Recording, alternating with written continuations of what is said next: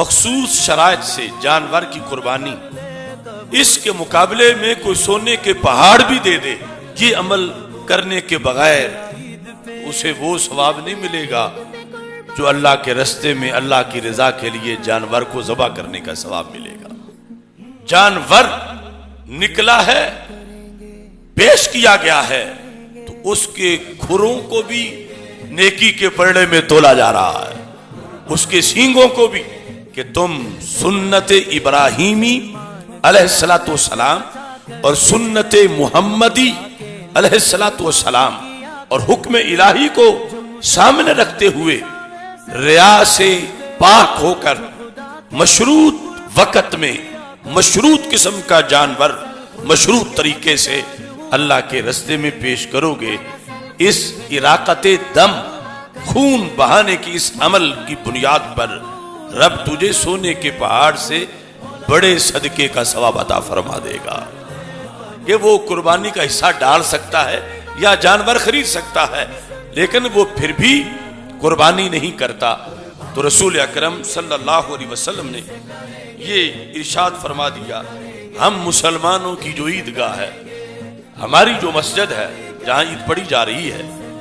کہ وہ نہ آئے، میں اس سے ناراض ہوں۔ قربانی کرتے وقت درود و سلام پڑھنا، کتنے لوگ ہیں وہ کہیں گے یہ مسجد رضا مجتبیٰ والوں نے نیا درود متعارف کروا دیا ہے، پہلے تو جمعے کے بعد، اب یہ کہتے قربانی کرتے وقت، تو ہم نیا دین نہیں اصلی دین پرانے والا پیش کرتے ہیں۔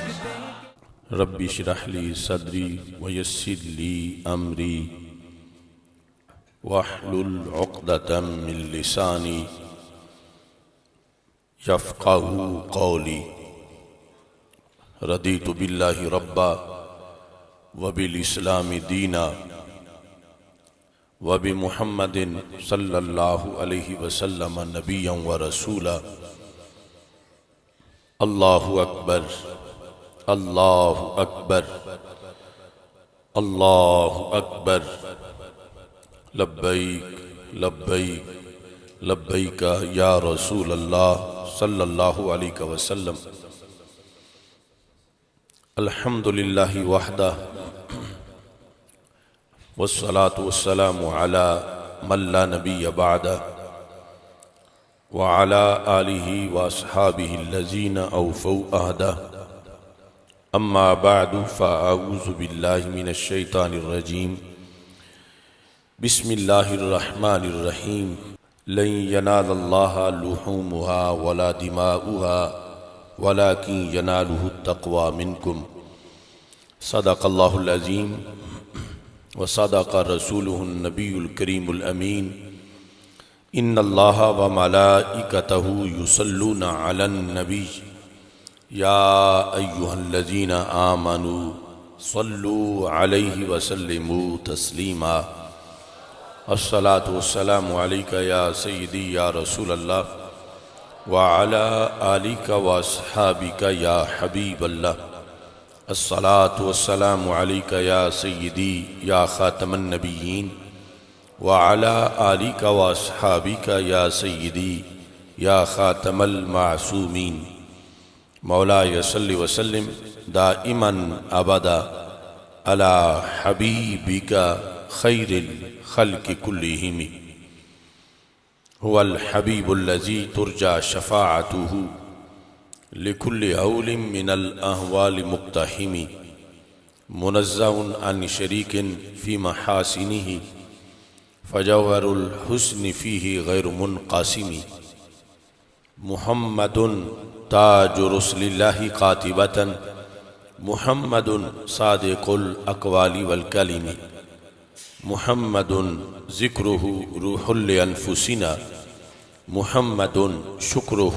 فرد علی الامم۔ ربی صلی وسلم دائما ابدا علی حبیبک خیر الخلق کلہم۔ اللہ تبارک و تعالی جل جلالہ وعم نوالہ واتم برہانہ وعظم شانہ وجل ذکرہ وعز اسمہ کی حمد و ثنا اور حضور سرور کائنات مفخر موجودات زینت بزم کائنات دستگیر جہاں غم گسار زماں سید سروراں حامی بے کساں قائد المرسلین خاتم النبیین احمد مجتبیٰ جناب محمد مصطفیٰ صلی اللہ علیہ وآلہ واصحابہ وبارک وسلم کے دربار گوہر بار میں ہدیہ درود و سلام عرض کرنے کے بعد السلام علیکم ورحمۃ اللہ وبرکاتہ۔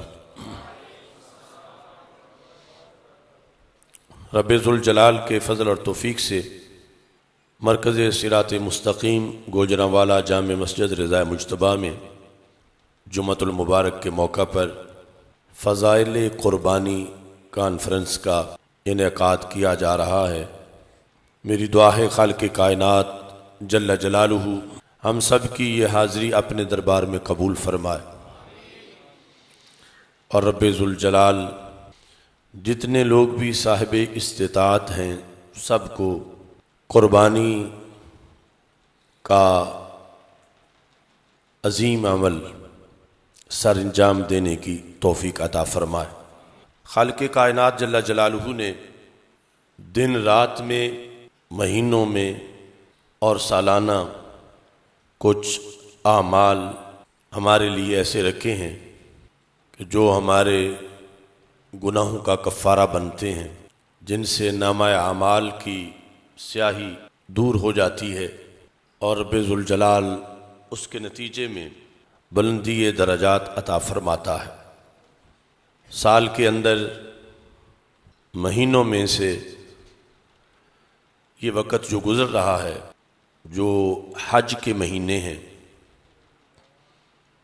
ان کو خالق کائنات جل جلالہ نے ایک منفرد عظمت عطا فرمائی۔ بد نصیبی سے گزشتہ سال سے حج کا جو روحانی موسم ہے وہ متاثر ہو چکا ہے، ورنہ یہ ایام حج کورسز کے لحاظ سے، حج کی تیاریوں کے لحاظ سے، حاجیوں کی روانگی کے لحاظ سے، حرمین شریفین کے ذکر سے معطر ہوتے ہیں۔ پھر حجاج کرام کا وہاں پہنچنا اور اس کے بعد کی رونقیں، اور پھر ادائیگی کے بعد واپسی۔ اگرچہ ہر شخص حج پہ نہیں جاتا ہر سال میں، مگر جب ماحول میں سے ایک بڑی تعداد حاجیوں کی جاتی ہے اور آتی ہے تو اس سے سارا ماحول ہی پرنور ہو جاتا، اور پوری امت کا، یعنی ہر ملک سے جب اس طرح اجتماع منعقد ہوتا تھا تو اس سے اسلام کی قوت کا مظاہرہ ہوتا تھا اور عظمت اسلام، اور اتنی صدیوں کے گزر جانے کے باوجود پھر بھی کروڑوں لوگوں کا اسلام سے منسلک ہونا، وابستہ ہونا، مضبوط تعلق ہونا، اور لاکھوں کی وہاں پہ حاضری ہونا، اس کا اظہار ہوتا تھا، جس کا بدل، جس کی مثال کسی اور دین میں موجود نہیں ہے، اور نہ ہی اس کا کوئی توڑ تھا۔ مگر جو عالمی سازشیں ہیں، کرونا انہی سازشوں میں سے ایک سازش بنا کر لایا گیا، اور اس کا مرکز اسلام پر سب سے بڑھ کر حرمین شریفین پر اثر ہوا۔ وہاں پر مخصوص مسلط طبقے کی وجہ سے کہ حج کی رونقیں ماند پڑ گئیں، اور وہاں کی پابندیوں کی وجہ سے ہر ملک کے اندر، یعنی لوگوں کو شاید اب حافظے میں نہیں کہ یہ موسم کون سا ہے، کہ جب کہ ہر محلے سے حاجیوں کی تیاری ہوتی تھی تو ایک فکری حاضری تو سب کی ہوتی رہتی تھی۔ یوں تو ایک زائر بھی بدل دیتا ہے دل کا موسم، ساتھ لاتا ہے مدینے سے ہوائیں تیری، یعنی جانے کے لحاظ سے انہیں دعاؤں کے لیے کہا جاتا تھا، سلام ان کے ذریعے پہنچایا جاتا تھا، پھر واپسی ہوتی تھی۔ تقریباً 6 مہینے آنے جانے کے لحاظ سے یہ یادیں حرمین شریفین سے منسلک رہتی تھی، مگر یہ بھی ایک آزمائش ہے۔ اللہ اس آزمائش سے بھی عالم اسلام کو محفوظ فرمائے اور پہلے کی طرح حج اور حرمین کی رونقیں بحال فرمائے۔ وہاں جانے کے علاوہ پوری امت کے لیے، خواہ وہ گھروں میں ہوں، تو جو 10 دن ہیں خصوصی طور پر ذوالحج کے، ان کے لحاظ سے امت کو ایک سلیبس عطا کیا گیا، اور پھر بالخصوص جو یوم النحر ہے 10 ذوالحج، 11 12 ذوالحج، اس میں جو قربانی کا عمل ہے وہ بھی مسلمان دنیا کے جس کونے میں ہوں ان کے پاس حج کی استطاعت ہو یا نہ ہو، انہیں اللہ کے قرب میں پہنچنے کے لیے یہ ایک بہترین ذریعہ عشرہ ذوالحج عطا کیا گیا۔ حج اور قربانی کا بڑا گہرا تعلق ہے۔ قربانی کا فلسفہ یہ گزشتہ سے پیوستہ جو ہمارا جمعۃ المبارک تھا مرکز صراط مستقیم لاہور میں فلسفہ قربانی کانفرنس، اس کا اس میں انعقاد ہوا، اور قربانی کا فلسفہ، مقصد، حکمتیں، نتائج، ثمرات کو اس میں بیان کیا گیا۔ ایک تو آپ حضرات یہ بھی ذہن میں رکھیں کہ جمعے کے جو موضوعات اب چل رہے ہیں، جو آپ یہاں نہیں سنتے اور انہیں لاہور میں بیان کیا جاتا ہے، تو وہ لائیو بھی چلتے ہیں اور اس کے بعد نیٹ پر یا ہمارے چینل پر موجود ہوتے ہیں۔ تو اپنا تسلسل سبق کا قائم رکھنے کے لیے وہ موضوعات بھی آپ ضرور سنا کریں، چونکہ وہ پھر دہرائے نہیں جاتے۔ مثلا فلسفہ قربانی موضوع بیان ہو چکا ہے، تو اب فضائل قربانی کا موضوع ہے،